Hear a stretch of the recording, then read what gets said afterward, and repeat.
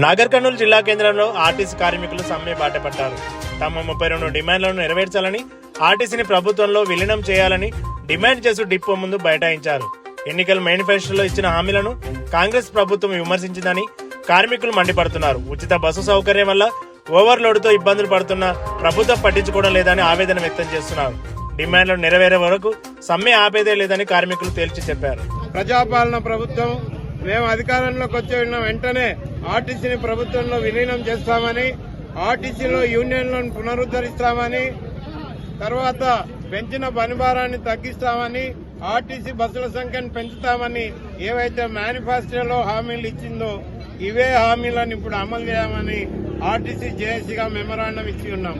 కానీ 2 ఏళ్ల కాలయాపన చేసి ఈ ప్రభుత్వం ఏ ఒక్క సమస్యను కూడా పరిష్కరించకుండా నిన్న ఆదరాబాదరగా ఐపీఎస్ల కమిటీ అని వేసి అది కూడా జేఏసీతో ఏమాత్రం కంటి తుడుపు చర్యలుగా చర్చించి ఈ సమ్మెను నివారించే ప్రయత్నం చేయకుండా ఆర్టీసీ ఉద్యోగులను ఇవాళ రాష్ట్ర వ్యాప్తంగా 97 డిపోల్లో సమ్మెకు పోయేటట్లుగా చేయడంలో ప్రభుత్వం యాజమాన్యం నిర్లక్ష్య ధోరణి కనిపిస్తా ఉంది. మేము ఇవాళ అడుగుతున్న డిమాండ్లలో రిటైర్ అయిన ఉద్యోగుల బకాయిలు చెల్లించకపోగా ఎంతో మంది ఉద్యోగులు ఇవాళ చనిపోయిన పరిస్థితి ఉంది ఆర్టీసీలో. కాబట్టి రిటైర్ అయిన ఉద్యోగుల బకాయిలను వెంటనే చెల్లించాలని డిమాండ్ చేస్తా ఉన్నాం. అదేవిధంగా ఎంతో మంది ఉద్యోగులు చనిపోవడం జరిగింది. ఆ ఉద్యోగుల పిల్లలకు కూడా ఉద్యోగాలు ఇవ్వాలని డిమాండ్ చేస్తా ఉన్నాం. ఏదైతే ఆర్టీసీ 1932 నుంచి ఆర్టీసీలో యూనియన్లు ఉన్నాయో ఆ ఆర్టీసీలో యూనియన్లను పునరుద్ధరించాలని డిమాండ్ చేస్తా ఉన్నాం. పక్క రాష్ట్రంలో ఆర్టీసీని ప్రభుత్వంలో విలీనం చేసి రాష్ట్ర ప్రభుత్వ ఉద్యోగులతో సమానంగా వేతనాలు పొందుతూ గుండె మీద చేసుకుని విధులు నిర్వహిస్తున్నారు. అదేవిధంగా పీజీఎస్ఆర్టీసీలో కూడా ఆర్టీసీని ప్రభుత్వంలో విలీనం చేయాలని డిమాండ్ చేస్తా ఉన్నాం. ముఖ్యంగా ఇవాళ ఆర్టీసీకి గుదిబండగా పెట్టుబడిదారుల కరెంటు బస్సులు తెచ్చి ఆర్టీసీ బస్సులను నిర్వీర్యం చేసే పరిస్థితి ఉంది. దాని ద్వారా ఇవాళ సమాజంలో నిరుద్యోగత పెరిగి ఆర్టీసీలో ఉద్యోగాలనేవి లేకుండా పోయే పరిస్థితి ఉంది.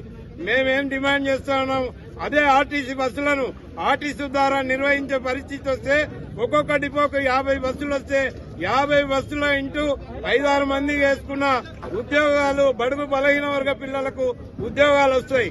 ఆ ఉద్యోగాలు ఎంపికలో రోస్టర్ పద్ధతి పాటిస్తూ ఉద్యోగాలు కల్పించే సంస్థగా ఆర్టీసీ ఉండాలని డిమాండ్ చేస్తా ఉన్నాం. ఆర్టీసీ 94 ఈ ప్రభుత్వ మొండి వైఖరిని నశించాలి. మా జేఏసీతో చర్చలు జరిపి మేము అనుకున్నవి మీరు చెప్పినవే అవి మాకు ఇవ్వాలి. మేము మహాలక్ష్మి స్కీమ్ పెట్టారు కదా, దాంట్లో మేము ఎంత పోరాటం చేస్తున్నట్టుగా మా గొంతు కాడికి వచ్చినా మేము అట్లాగే పోరాడుతున్నాము. 150 మంది ఎక్కితే మేము ఆ సమస్యలతో చాలా సతమతమవుతున్నాము. మా డిమాండ్లను మీరు వెంటనే పరిష్కరించి సానుకూలంగా మమ్మల్ని ఆదుకోవాలని కోరుకుంటున్నాము. ఆధార్ కార్డు కూడా ఇస్తలేదు. ఆధార్ కార్డు మాకు చాలా తిప్పలవుతుంది. మమ్మల్ని సానుకూలంగా స్పందించి మా డిమాండ్లను పరిష్కరించాలని కోరుకుంటున్నాము. ప్రభుత్వం వంటి వైఖరి, ప్రభుత్వం వంటి వైఖరి, ప్రభుత్వం వంటి వైఖరి.